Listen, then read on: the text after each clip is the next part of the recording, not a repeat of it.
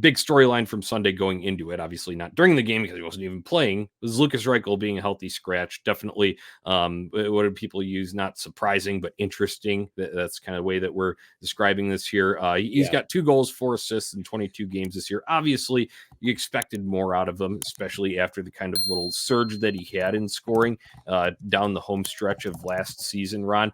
I want to ask you, what's wrong with Lukas Reichel? Because I have my own answer to this, but I want to let you go ahead first, and I'll give my explanation after. Yeah, and Johnny, I think to avoid stealing any of your thunder, I will probably keep this pretty simple. He looks like a little bit of a fish out of water, in my humble opinion, so far this season. And I think a lot of that is due to just, you know what? I honestly partially think it's the Connor Bedard effect. And I don't mean it in the way that I think a lot of people infer that to, and I'll explain that here in a second. But I think he and Connor Bedard are going both through it together. It's just that Connor Bedard's the superior talent and can still get on the score sheet even without help around him. I think that's what we're seeing right now, because even though like Lukas Reichel came up at the end of last season and Patrick Kane had already moved on, Jonathan Toews was still on this team, right? And was still a rather good hockey player. Andrei Athanasiou was healthy and taking away some of that spotlight from a guy like Lukas Reichel. Philip Kurashev was playing really well on that line with Lukas Reichel. They were able to, I don't want to use the word shield because I don't think that's the right term here, but they were at least able to complement him better than prop I think him up they a have. little bit, right? Yeah, prop him up a little bit and give him a little bit better opportunity. I think just the problem with the season so far has been the Blackhawks wanted the best case scenario to happen. That was Taylor Hall to be healthy. That was, the veterans that they brought in initially, and Perry and Foligno to be here and take on some of that depth scoring ability and let Lukas Reichel and Connor Bedard grow at their own pace. And unfortunately, a lot of those things went wrong for a variety of reasons. And now they're kind of stuck looking at it and saying, we don't really have a lot of help for these guys right now. But Lukas Reichel is showing that he probably needs some more of that talent around him in order to truly make an effect on the score sheet and probably help him just as a hockey player get into a groove. Whereas with Connor Bedard, he's so good, he can make shit happen on his own and nobody has batted an eye at it. And I think that's been the issue with Lukas Reichel is he has no help right now. And he's probably struggling because teams are focusing on him. He's a young, prospect that was hyped up. He was deemed an NHL ready player by Kyle Davidson entering the season. And now teams are kind of keying in on him and taking away opportunities from him. And I bet you a lot of that is he's discouraged and he has no help, right? He has no Athanasiou streaking down the wing with that speed right now to maybe take away some of that defensive pressure on him.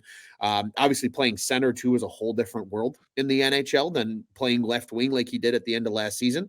And I'm sure that's probably weighed on him as well. So it's just a culmination of things, Johnny. I think a lot of it has to do with you're considered a big star coming into these games against the Blackhawks, and they're going to try to neutralize you just like they tried Bedard. The only difference is Bedard and can do what he has done, and Lukas Reichel maybe isn't that same kind of player. So I agree with you, Ron, and I'm going to kind of just piggyback off of you, especially because I want to say mine's a kind of 3-pronged answer to what's wrong with Lukas Reichel here.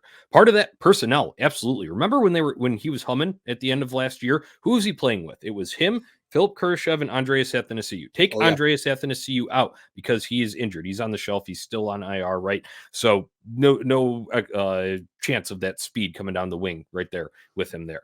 Philip Kurashev has now established himself as a top line player, so he has to play with Connor Bedard because that's the top line, right? And then basically they had put Beauvillier in there on Saturday when he was available. They slid Foligno back up in there into that role with those guys on the top line. So fish out of water, I think a good sort of, personnel wise to sort of describe what the Lukas Reichel situation is going on.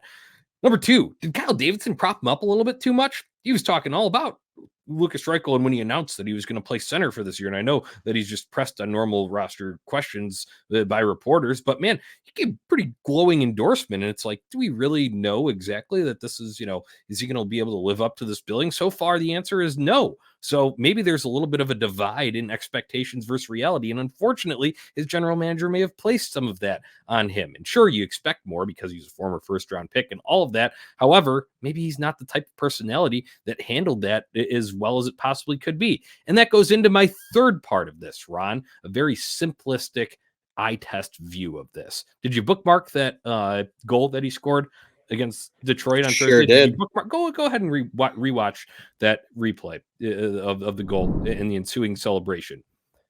The most excited guy on the ice was not the goal scorer. It was Connor Bedard below the net hanging out for a possible rebound there.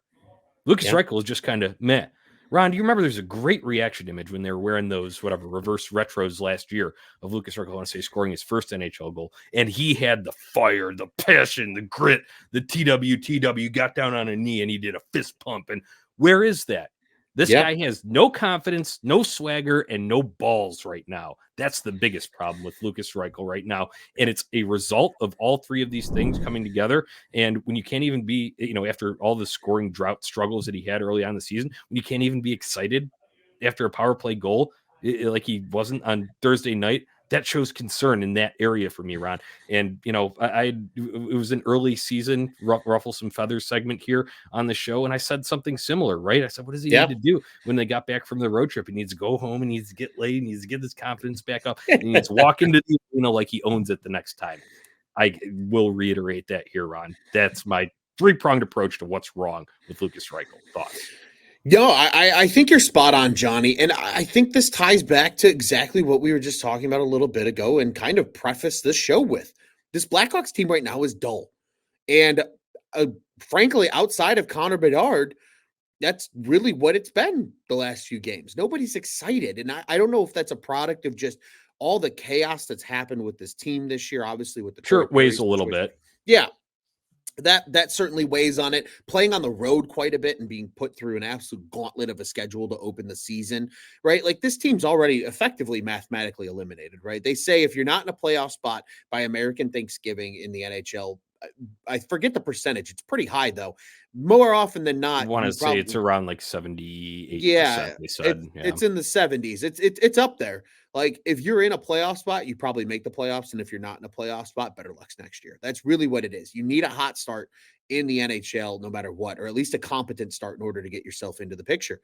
Maybe it's just instead of the dog days of February, this team's already hitting what it feels like is the dog days of December, and I think a lot of that plays into a player like Lukas Reichel.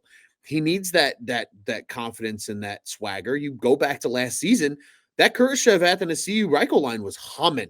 So every time they stepped out on the ice, they had they had their balls in the wheelbarrow and were carrying them around with them. Yeah, Randy Marsh.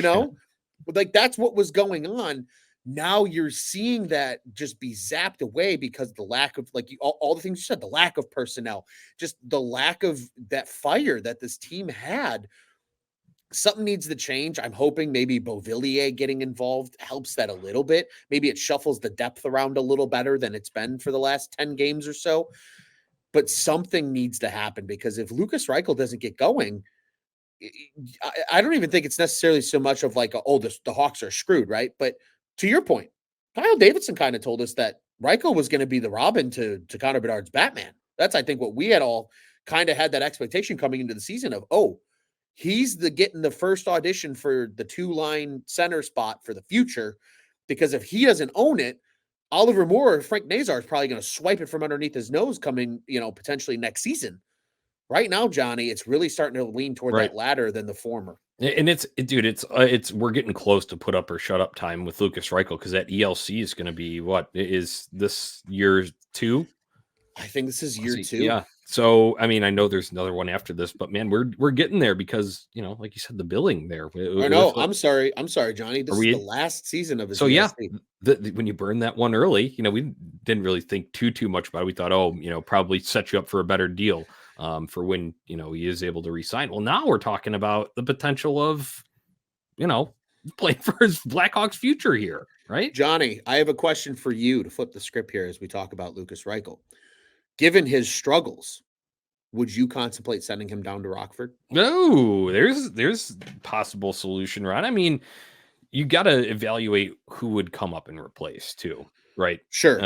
I think that's also an important consideration because as much as I think there were people even preseason that were saying they want to see Colton Dach, right, get a look here. I don't know if he's ready. And I think, do you go and then hinder someone else's development potentially by calling them up too early just to put Lukas Reichel in that spot to be playing consistently and all of that kind of stuff, and maybe at a level where you can get confidence back. I don't know. I don't know what the best balance is there, but I think in the short term here, what Luke Richardson did here is probably your best motivational tool at your disposal at the moment if you're planning to keep him here.